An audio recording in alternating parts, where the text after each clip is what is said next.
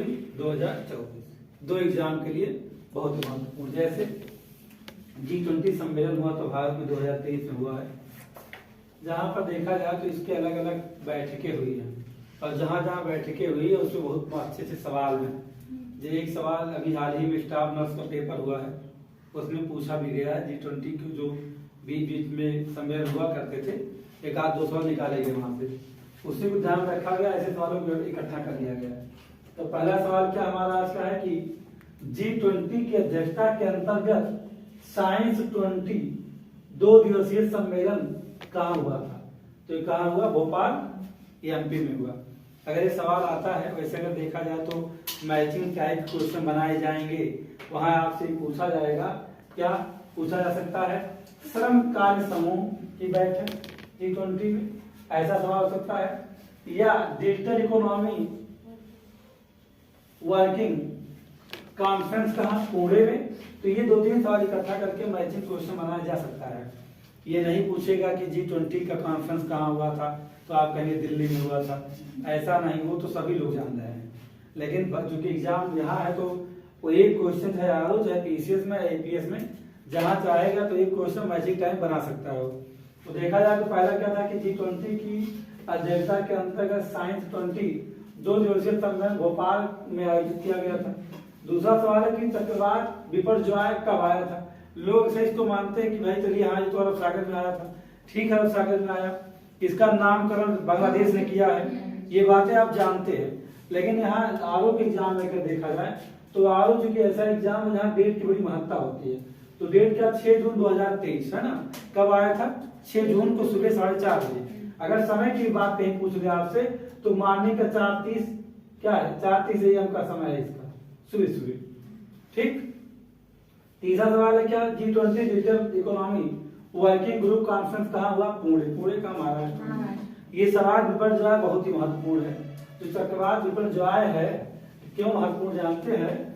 Date, और दूसरी बात है कि लोग कहते हैं कि ये अरब सागर में आया था, और अगर मान ली अरब सागर ना देकर के आपके ऑप्शन में पूछा जाए दक्षिण पूर्वी अरब सागर, ध्यान रखिएगा, वास्तव में कहाँ उठा था ये? दक्षिण पूर्वी अरब सागर में 4:30 सुबह 6 जून को यह आया था, जिसका नामकरण बांग्लादेश ने किया था। ये बहुत छोटी छोटी बातें हैं और आरओ में बहुत छोटी बात पूछता है, तो कहेंगे कहाँ से मिला? तो ये मिलेगा आपको कहाँ? ये न्यूज पेपर में ही डेट मिलता है और समय मिलता, बाकी कहीं और मिलता नहीं है। मैगजीन इसको लिखती नहीं है, या फिर EIB पढ़ने का समय पढ़ो। दूसरी बात क्या? अंतरराष्ट्रीय ऊर्जा एजेंसी, इसकी बात क्यों की जा रही है यहाँ? इसलिए की जा रही है क्योंकि अभी हाल ही में चर्चा उठा कि भारत को इसका सदस्य बनाया जाए, क्योंकि ये बात उठता है कि वर्तमान में भारत अंतरराष्ट्रीय ऊर्जा एजेंसी का मेंबर नहीं है, इसको सदस्य बनाने का प्रयास किया गया और इसीलिए चर्चा में है। तो आपके एग्जाम में हो सकता है कि अंतरराष्ट्रीय ऊर्जा एजेंसी में कुल कितने सदस्य हैं? 31 से 31 वर्तमान में है। और दूसरी बात है कि भारत क्यों चर्चा में आया? क्योंकि भारत को सदस्य बनाने का प्रयास किया जा रहा है। तो अंतरराष्ट्रीय ऊर्जा एजेंसी स्थापित कब हुई? वो 1974 में स्थापित है। कहाँ स्थापित हुई? पेरिस में। पेरिस का फ्रांस, ठीक। अब एक खास बात और कि ये कैसा संगठन है, मतलब इसके पास क्या कोई ये विधिक बल रखता है? क्या ऐसा कोई इसके पास लॉ फोर्स है? तो हाँ, यह एक स्वायत्त अंतर सरकारी संगठन है, यानी कि यह कोई विधिक बल नहीं रखता है। विधिक बल कोई नहीं रखता है, क्या यहाँ लिखा गया? क्या? स्वायत्त अंतर सरकारी संगठन। तो यह कोई विधिक प्रभाव अपना बहुत ज्यादा रखता नहीं, लेकिन फिर भी भारत को इसका मेंबर बनाने का प्रयास किया जा रहा है। अब एक बात तो इसका उद्देश्य क्या है? इसका उद्देश्य आर्थिक विकास, ऊर्जा को सुरक्षा और पर्यावरण संरक्षण, तीन चीजें।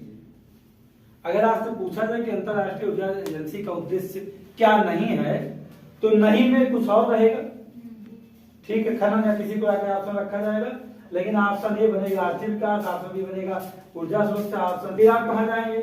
गांधी शांति पुरस्कार। कहेंगे सर ये तो पुरस्कार 2021 आप देखिए। हाँ भाई, ये पुरस्कार 2021, ये पुरस्कार पीछे चल रहा है, ठीक है। तो 2021 का पुरस्कार गीता प्रेस को दिया गया। गीता प्रेस गोरखपुर में है। एक प्रकाशन, पुस्तकों को प्रकाशन करने वाली एक संस्था है, तो गीता प्रेस। अब इसको जानते हैं, बहुत सारे जो हमारे धार्मिक ग्रंथ हैं, और चाहे वो हनुमान चालीसा हो, रामायण हो, है ना, रामचरितमानस हो, शिव पुराण, महापुराण, जो भी है उनका प्रकाशन ये करता है। और इसकी स्थापना 1923 की गई थी। हाल ही में ये बंद होने जा रहा था, क्योंकि इसके पास संसाधनों का अभाव था। किसके पास? इसके पास, यानी कि कह सकते हैं कि लोग किताबें नहीं खरीदते, पूंजी की कमी आ रही थी। गीता प्रेस बंद होने जा रहा था, लेकिन इस राज्य के मुख्यमंत्री के रहम करम से चलता रह गया। जब उन्होंने कहा कि हम बंद कर देंगे, जब यहाँ इन लोगों ने कहा कि अब नहीं चलाएंगे, हम प्रकाशन सभा को बंद करते हैं, अब यहाँ तनख्वाह देना ही मुश्किल है, तो इसी पर जो राज्य के मुख्यमंत्री ने अनुदान दे दिया। किसे? गीता प्रेस को, कि बंद नहीं होना चाहिए। क्यों नहीं बंद होना चाहिए? क्योंकि यह 14 भाषाओं में पुस्तकों का प्रकाशन कर चुकी है। हमारे संविधान के अनुसूची 8 में 22 भाषाएं हैं, आप जानते हैं ना। उन 22 भाषाओं में से 14 भाषाओं में सभी धार्मिक पुस्तकों का प्रकाशन किसने किया है? गीता प्रेस ने किया है। अब बात उठती है कि लगभग कितनी किताबें? 41 करोड़ किताबों का प्रकाशन जून तक किसने किया? किसने? गीता प्रेस ने। इसीलिए इसको बचाने के लिए सरकार ने अनुदान दिया है, तो जाकर के गीता प्रेस बचा हुआ है। और इसको अवार्ड मिला क्या? गांधी शांति पुरस्कार 2023। ये महत्वपूर्ण है। क्यों महत्वपूर्ण है?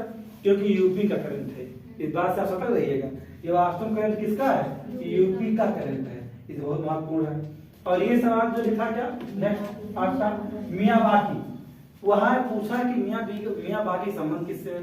एक matching type question staff nurse के एग्जाम में हाल ही में जो हुआ है दिसंबर के महीने में, ईपीपीएससी का कह सकते हैं कि इस साल का अंतिम एग्जाम था वो, जो भी आयोजित किया गया था। उस एग्जाम में पूछा था मियावाकी का संबंध मतलब पर्यावरण से है। तो मियावाकी चर्चा में क्यों आया?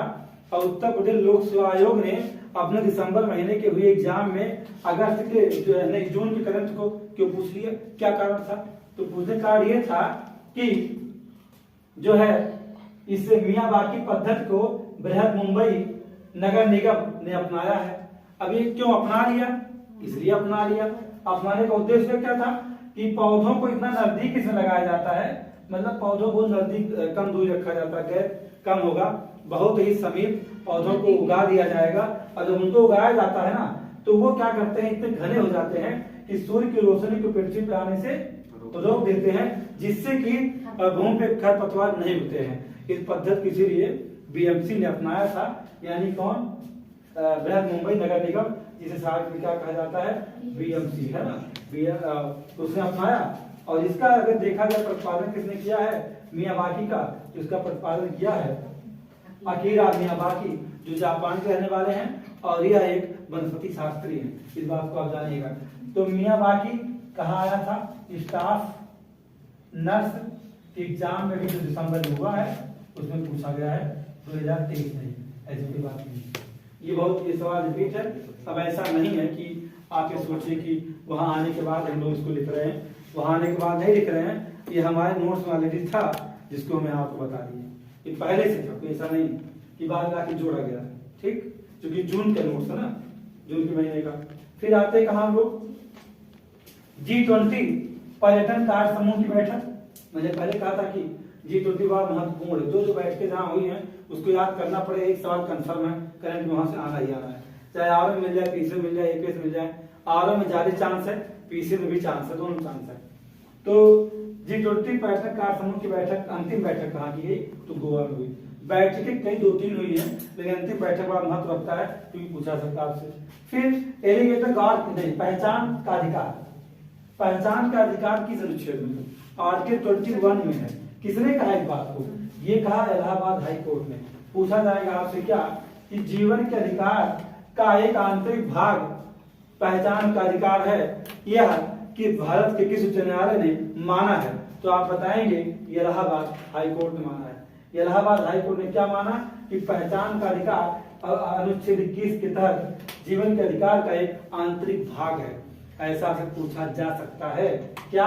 पहचान का अधिकार अनुच्छेद 21 के तहत जीवन के अधिकार का एक आंतरिक भाग है, ऐसा निम्नलिखित में से किस उच्च न्यायालय ने माना है या निर्णय दिया है?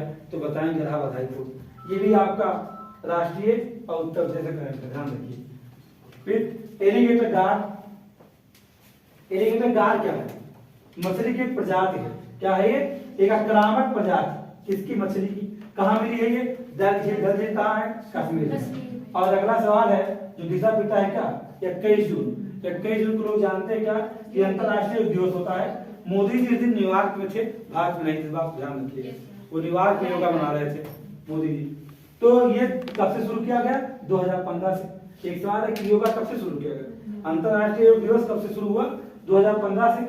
अब दूसरी बात होती जो अभी मनाया गया 2023 में। 2023 में जो योगा दिवस मनाया गया वो कौन सा क्रम का है? 19वां क्रम का है। कहाँ मनाया गया? जबलपुर में। इसकी थीम क्या थी? योगा फॉर वसुधैव कुटुंबकम। ठीक, हाँ, इतना सवाल आपके बहुत महत्वपूर्ण है। अब इधर जो साइड लिखा गया है इसमें से ये भी कहा जाता है कि ये वो सवाल है, ये पुछल्ले माना जाता है कि यहाँ से चलते चलते इस पूरे बोर्ड से एक सवाल मिल जाए। ये टारगेट है मेरा कि इस व्हाइट बोर्ड पे लिखा हुआ जितना आप लिखते हैं उसमें से एक सवाल हर दिन के बोर्ड में मेरे एक सवाल आना चाहिए। जितना मैं लिखता हूँ तो हर दिन एक सवाल इकट्ठा होना चाहिए, क्योंकि 20 दिन गणित पढ़ रहे हैं तो 20 दिन में कम से कम 20 सवाल अगर इस व्हाइट बोर्ड से निकल के आपके एग्जाम में जाके छप जाए तो मजा आ जाएगा ना। तो कौन सा? जर्मन शांति पुरस्कार, सलमान रुश्दी। ये लेखक है, भारतीय अमेरिकी लेखक जिन्हें कहा जाता है क्योंकि ये भारतीय मूल के हैं, सलमान रुश्दी। फिर G20 के समकार्य समूह की बैठक कहाँ हुई? पटना में। समलैंगिक विवाह को वैध माना एस्टोनिया ने। एस्टोनिया का ही रूप में है, आप इस बात को जानते हो, महाद्वीप का एक देश है ना। और एस्टोनिया कहाँ है? बाल्टिक सी है ना, उसी सीमा बनाता है। अब देखिए, जब कोई चर्चा में होता है तो करंट के साथ परंपरागत शब्द बनाए जाते हैं। एस्टोनिया की राजधानी देख लीजिए, और एस्टोनिया बाल्टिक सी से लगा है कि नहीं लगा है, तट पर है कि नहीं, जानना चाहिए। तो एस्टोनिया ने ऐसा किया। 2030 एक साल लास्ट हमारा आपका है क्या कि 2030 तक शून्य कार्बन उत्सर्जन करने का लक्ष्य निम्नलिखित में से किसका है? तो जानते हैं किसका है? भारतीय रेलवे का। इतने सवालों में से ये जून के महीने के वो सार्वजनिक करंट अफेयर्स हैं जहां से सवाल आना ही आना है। कहते हैं कि छपते छपते वाला सवाल, कि पेपर में छपने वाला है। ऐसे जैसे रहा है ऐसे स्टेप बना करके सीधा आपके एग्जाम में आ जाएगा। ठीक है भाई।